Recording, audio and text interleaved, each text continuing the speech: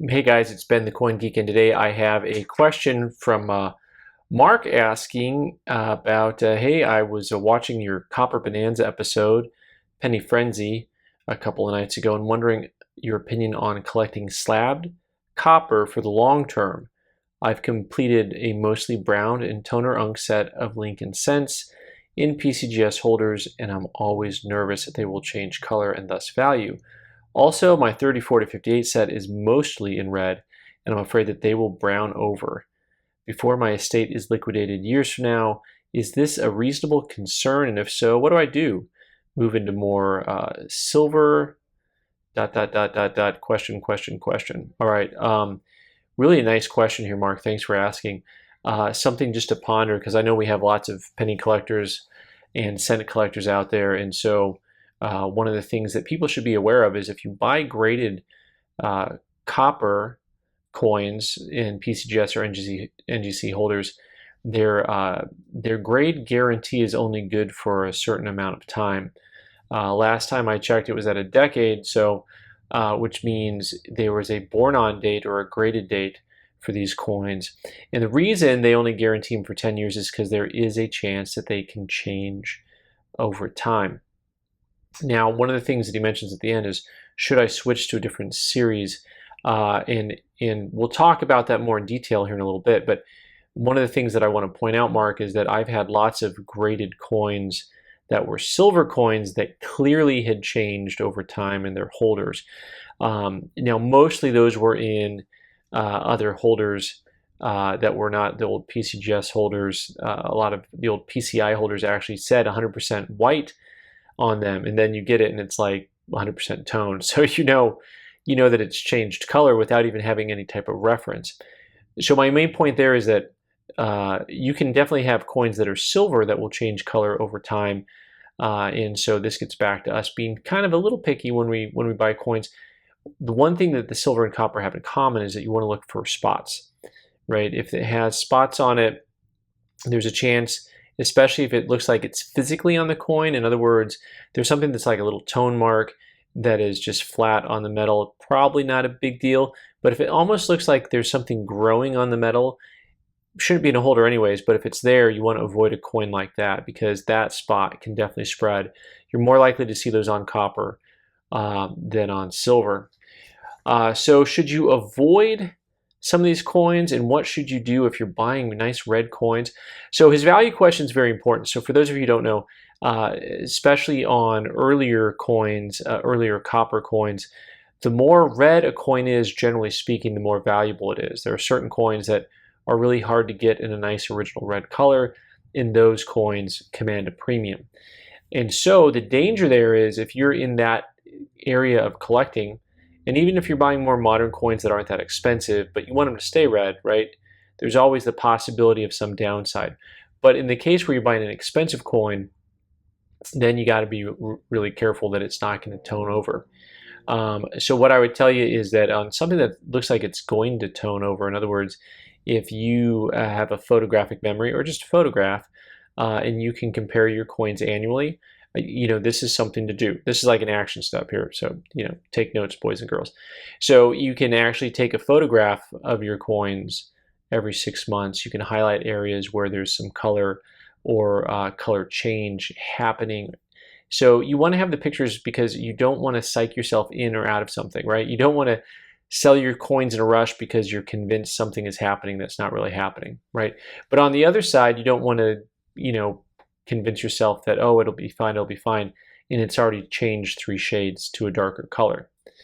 So there's a lot to consider there, but tracking actual photographs, giving you actual data points is going to help you decide what to do next. One thing that people do that you can also do is if you have certain coins that are not as red as they were, you can go ahead and do what we all do all the time, which is if there's a coin that you no longer have interest in keeping, you can sell it, right? And then you can go buy one that you like that is better. Or, in a lot of cases, this is, you may want to just go ahead and buy one that is better first, instead of selling yours off and then not being able to replace it, because that happens sometimes too.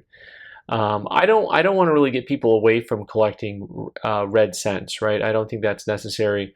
I think that especially your 34 to 58 set, I'd imagine that if they were slabbed properly, the vast majority of those are going to stay a nice color for a long, long time, right?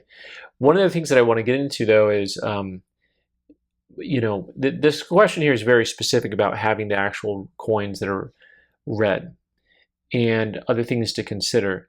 And he mentions that he has his earlier coins are mostly brown or toned coins.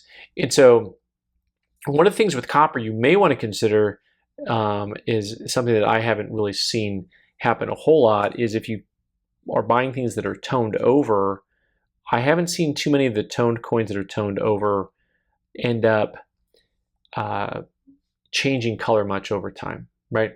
So one of the things that I like to talk about is even though there are people who collect red coins and that has a certain value set to it, there are lots of nice brown coins that have a real pretty color to them, and you may want to consider those. So one of my all-time favorite coins that I own is this 19S Lincoln Cent. And one of the things that I want people to think about when it comes to this concept or this area is, PCGS and NGC have created point systems for coins based on their grading system. So you get more points if you've got a red coin versus a red brown. This coin is graded MS65 brown. Now, this is a 19S. For those who specialize in pennies, you kind of know that a 19S is not an easy coin to get in really high grade. I would hold this coin up against any MS65 coin that I've seen in this series for this date, and you tell me which coin is lovelier, right? Which is more attractive, which is better. In fact, I've argued on my channel, and this is a me problem, right? Because when you own something, you think it's really better than this. This is the nicest 19S I've seen, right? Like I think this coin should be graded a 66 brown. That's just my opinion. I still own the coin because I think that it's not just a 65, whatever, right? But the point is that, when you're collecting coins, you don't always have to bow down to the industry standards on stuff. Also, I've got this pattern that I've had for a while. In this pattern, it looks like a shield nickel because it's a shield nickel pattern. But also on this coin here, it is also graded brown, 65 brown, but also with some really extreme color combinations, which I'm not getting the right light on to show y'all, but you get the idea there. There's pictures on our website, and you can see the color. Now there are coins in this series, this particular Judd 573, that are graded a 65 red. Put this coin next to it, and tell me which one's nicer. That's the thing, right? So the grading industry is the one who tells us that you've got to have a red coin. I had a coin interview with Alan Rowe at Northern Nevada Coin a little ways back, and he talks about how one of his favorite things is just a nice extra fine coin, right? You can define how you want to collect things. So Mark, there's not like one right answer here, but remember, you're the one who defines your collection and your parameters for your collection, what you like, what you don't like. If for someone who's into silver coins, I've got guys that are into toners, but I've got guys, they want only blast white. And so there's a lot of different things out there that you can define. There's not a right answer, so feel free to go ahead and choose the way you want to collect. I enjoy copper, nicely toned copper coins. There's not really a set way to define them in the marketplace as far as using a gray sheet or PCGS price guide. But what are you going to do? People like different things. I happen to like both of these coins quite a bit. When it comes to the overall advice of what to do with your series, like I said, you can keep an eye on it and you can move some stuff out if you're starting to get worried about it. But other than that, I don't think that we should shy away from collecting red coins, but there's an alternative: finding nice brown coins, nice chocolate brown coins, and just rolling with it. Right. So, anyways, guys, thanks so much for watching. Please leave your comments down below. Just so you know, we do have a subscription basis thing. If you hit the little Abraham Lincoln icon, not this guy right behind me, but there'll be one up in one of these corners here, down, up. And there's also, of course, the owl button. You can subscribe and you can watch more videos on the right side of the screen. All right, thanks.